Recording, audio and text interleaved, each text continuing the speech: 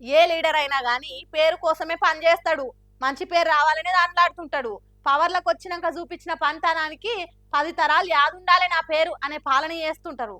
కానీ అధికారంలో ఉన్నా గూడా అప్పుడప్పుడు ఆడాడ కొందరు సీఎం సార్ పేరు మర్చిపోతురిట్లా. ఎందుకు గావచ్చేమో మరి.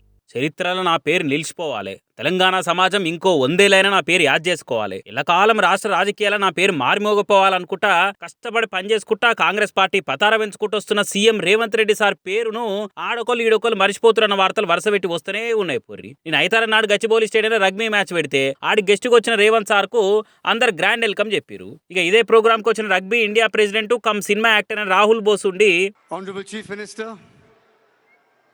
Chiranjeevi Garu sir, Telangana CM అని చెప్పి పేరు చెప్పకుండా ఎంబటే చిరంజీవి అనే వరకలా తెలంగాణ సీఎం చిరంజీవి అని అంటాడేంది అనుకుంటా ఆడున్నోళ్ళే కాదు, సోషల్ మీడియాలో వీడియోలో చూసిన వాళ్ళు కూడా మస్తు పరిశాన్ అయ్యారట. ఎవరో బయట రాష్ట్రమోలే కాదు, మొన్నటికి మొన్న రేవంత్ రెడ్డి సార్ మాజీ సహచరుడు ఏపీ సీఎం చంద్రాల్ సార్ కూడా గౌరవ తెలంగాణ ముఖ్యమంత్రి గౌరవనీయులు